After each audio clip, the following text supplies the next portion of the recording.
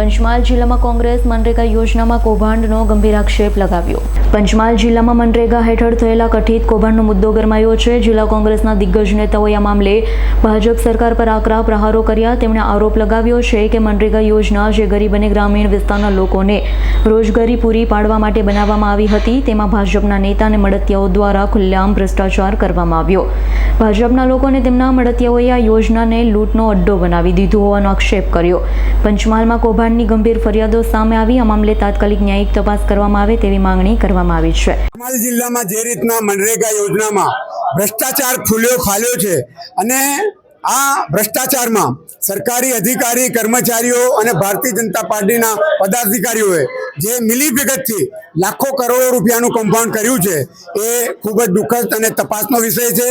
આજ રોજ પંચમહાલ જિલ્લા કોંગ્રેસ સમિતિ અને કોંગ્રેસના તમામ કાર્યકરોએ એક થઈ આ પંચમહાલ જિલ્લામાં જે વ્યાપક ભ્રષ્ટાચાર છે એની તપાસની માંગ સાથે આ જવાબદાર લોકો છે એમને જેલના સળિયામાં ધકેલી દેવાની માંગ સાથે આવનાર સમયમાં આ પ્રશ્નનો ઉકેલ નહીં આવે તો વ્યાપક આંદોલનના અભિગમ સાથે આજે એક આવેદનપત્ર પંચમહાલ જિલ્લાના કલેક્ટરશ્રીને સુપ્રત કર્યું છે અને માંગ કરેલ છે કે આજે મનરેગાના ભ્રષ્ટાચારમાં જે રીતના લોકો જોડાયેલા છે એવા તમામની સામે પગલાં ભરવામાં આવે અને તેમને ન્યાયિક અદાલતમાં લઈ અને તેમની સામે જેલના સળિયામાં ધકેલીને એમની સામેથી આ સરકારી પૈસા અને ગરીબ અને આદિવાસી પક્ષીપંચના લોકોના જે પૈસા છે, જે યોજના છે, ખાસ કરીને જ્યારે પંચમહાલમાં માઇગ્રેશનનું પ્રમાણ મોટા પ્રમાણમાં છે તો આ યોજનાનો લાભ આ જિલ્લાના લોકોને મળવો જોઈએ, ગરીબ લોકોને મળવો જોઈએ, પરંતુ આ યોજનાનો લાભ ભાજપના ભારતીય જનતા પાર્ટીના પદાધિકારીઓ અને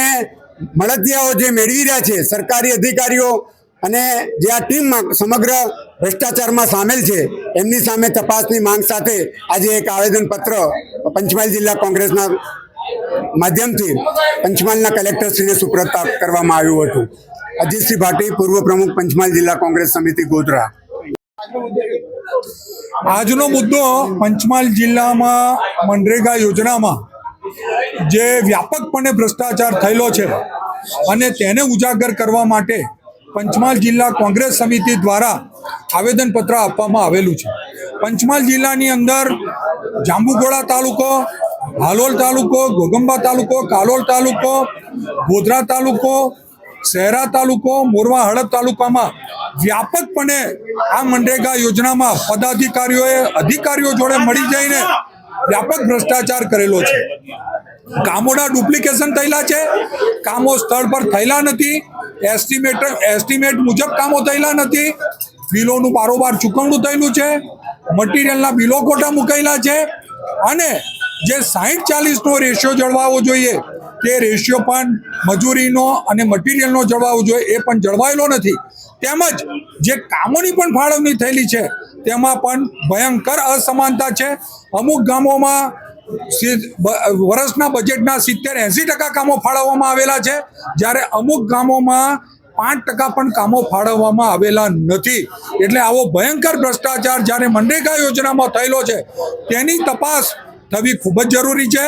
પબ્લિકના નાણાં છે, સરકારી નાણાં છે, કુવાઓમાં પણ ભયંકર ભ્રષ્ટાચાર થયેલો છે। જૂના કુવા બતાવી અને નવા કુવાના પૈસા ઉપાડવામાં આવેલા છે, જેથી આ ભ્રષ્ટાચારને ખુલ્લો પાડવા માટે અમે આજ રોજ પંચમહાલ જિલ્લા કોંગ્રેસ સમિતિ દ્વારા આવેદનપત્ર આપવામાં આવેલું છે। આની નિષ્પક્ષ તપાસ થવી જોઈએ અને જો આની તપાસ થાય તો ખૂબ મોટો ભ્રષ્ટાચાર બહાર આવવાની શક્યતા છે અને જો તપાસ નહીં થાય તો અમે ગાંધી ચિંધ્યા માર્ગે કલેક્ટર કચેરીએ અમે 15 દિવસ પછી ભૂખ હડતાળ પર બેસીશું। પંચમહાલ જિલ્લાની અંદર મનરેગાનો ભ્રષ્ટાચાર છે। પર્ટિક્યુલરલી વાત કરું તો ગોધરા તાલુકાના નદી સરળ ધરી ગામની અંદર જમીન સમથળના નામે એવા કૌભાંડ છે ધરી ગામની અંદર કે જે લોકોના નામ જ 7 બાર 8 નથી એના નામે પૈસા પડવાઈ ગયા છે અથવા તો એવા સર્વે નંબર બી નથી। જિલ્લા સ્વાગતમાં એની અરજી કરવામાં આવી છે। ગોધરા તાલુકાના નદીસર ગામમાં મનરેગા યોજના હેઠળ બનેલા ઘણા કુવા એવા છે કે જે જૂના છે, એની પર વીજ કનેક્શનો પણ જૂના છે, એને નવા બતાવીને આ લોકોએ પૈસા ઉપાડી લીધા છે।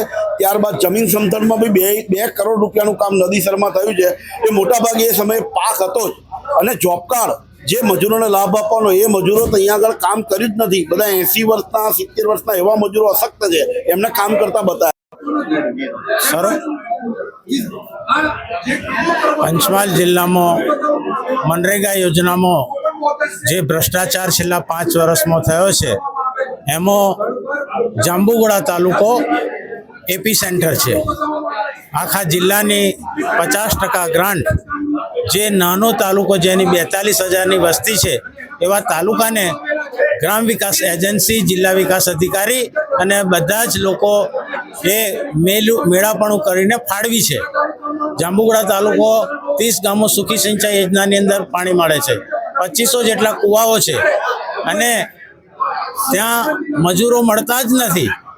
ત્યાં ખોટા જોબ કાર્ડનો ઉપયોગ કરી અને એમને જે કૌભાંડ કર્યું છે એની તપાસ કરવા માટે અમારી માગણી છે. બીજું કે જે સ્થળ ઉપર કામો થયા છે એના કરતાં ડબલ નહીં 4 ગણા બિલો ચૂકવાયા છે. માનો કે ચેક ડેમની લંબાઈ 15 મીટર હોય પણ 100 મીટરના પૈસા ચૂકવાયા છે. પેવર બ્લોકની જે એની કામ છે એ 40 મીટર હોય એના બદલે 140 એના કર્યા છે. આમ અધિકારીઓ ખોટા એસ્ટિમેટ બનાવી અને મોટા નાણાં ચૂકવ્યા છે. અને આ બધું જે ચાલી રહ્યું છે કે 2022-23માં જાંબુગોડા તાલુકામાં 128 કરોડની ગ્રાન્ટ મનરેગાની ફાળવાઈ મટીરિયલ પાછળ અને 60% ગ્રાન્ટ એના મજૂરો પાછળ. એટલે જે 128 કરોડ ગ્રાન્ટ ફળવાઈ એ ગ્રાન્ટની અંદર બધા મળેલા જ છે. ભાજપના આગેવાનોના દબાણ હેઠળ એમની ભાગીદારી છે અધિકારીઓની, એટલે આ બધું કરે છે. 7,000 કામો 2022-23માં થયા છે. તો 7,000 કામો કઈ રીતે થાય?